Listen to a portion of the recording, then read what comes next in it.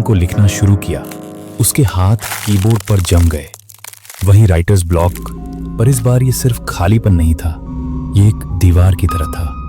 एक ऐसी दीवार जिसे वो तोड़ नहीं पा रहा था। वो फ्रस्ट्रेट हो गया।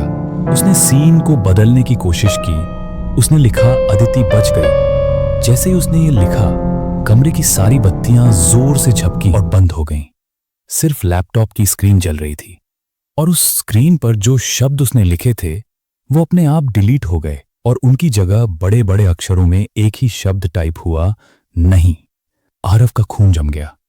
उसने सोचा शायद वोल्टेज का कोई इशू है। उसने फिर से लिखने की कोशिश की। इस बार जैसे ही उसकी उंगलियां कीबोर्ड पर पड़ी, उसे ऐसा लगा जैसे किसी ने बर्फीले हाथ से उसकी कलाई पकड़ ली हो। वो 1 इंच भी अपनी उंगलियां हिला नहीं पा रहा था। कौन है? कौन है यहाँ? क्या चाहते हो मुझसे? उसका चिल्लाना था कि कमरे में एक खामोशी छा गई, एक भयानक, कान फाड़ देने वाली खामोशी। उसके लैपटॉप का स्पीकर अपने आप ऑन हो गया और उसमें से एक लड़की की फुसफुसाहट आई जो धीरे धीरे एक चीख में बदल गई। वो एक दर्दनाक, गुस्से से भरी चीख थी। उसी पल स्टडी टेबल पर रखी सारी किताबें और कागज ऐसे हवा में उड़े जैसे कमरे में तूफान आ गया हो और एक एक करके दीवार पर जोर जोर से पटकने लगे। आरव अपनी कुर्सी से गिर गया और घिसकता हुआ पीछे हटने लगा। उसने जब नजर उठाकर अपनी लैपटॉप की काली स्क्रीन में देखा तो उसके होश उड़ गए। स्क्रीन के रिफ्लेक्शन में उसे अपने ठीक पीछे एक लड़की का धुंधला सा चेहरा दिखाई दिया।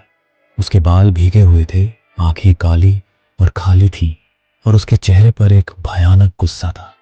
इससे पहले कि आरव कुछ समझ पाता, उसे अपने कंधे पर एक बर्फीला हाथ महसूस हुआ और एक ठंडी बेजान आवाज उसके कान में फुसफुसाई, मेरी कहानी, मेरी मौत, तुम नहीं लिखोगे।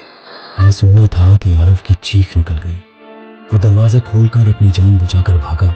वो सीधा बंगले के मालिक के पास पहुंचा, हांफते हुए। उसने मालिक को सब कुछ बताया।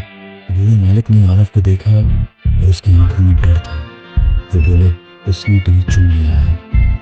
मैंने सोचा था कि इतनी वक्त बाद वो शांत हो गई होगी, पर मैं गलत था। कौन कौन है वो? आरव ने कांपती आवाज में पूछा और फिर मालिक ने उसे वो कहानी सुनी। उसका नाम अदिति था। 2 साल पहले वो अपनी पहली नौकरी पूरी करने आई थी।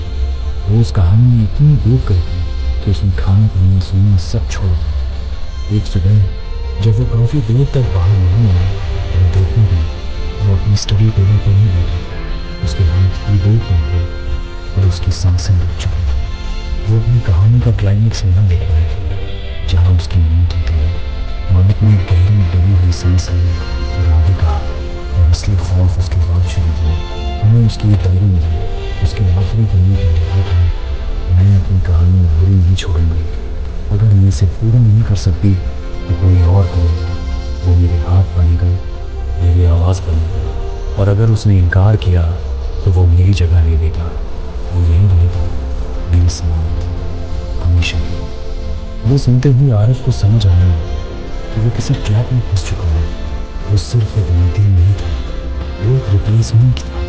अगर एक पूरी दुनिया को वो अपने लैपटॉप तक नहीं वापस मिला तो उसी रात जैसे था वैसे ही कसूरी छोड़कर भाग गया।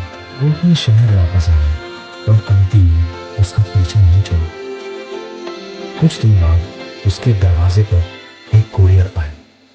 उसके अंदर वही पुराना लैपटॉप था जो वो उस आउट हाउस में छोड़ आया था। उसने डर के मारे लैपटॉप को एक कोने में फेंक दिया, पर रात को उसे उस लैपटॉप से कीबोर्ड पर टाइपिंग की टक टक की आवाज सुनाई देगी। एक दिन हिम्मत करके उसने लिखा, कहानी यहीं से शुरू हो रही थी जहाँ उसने छोड़ी थी।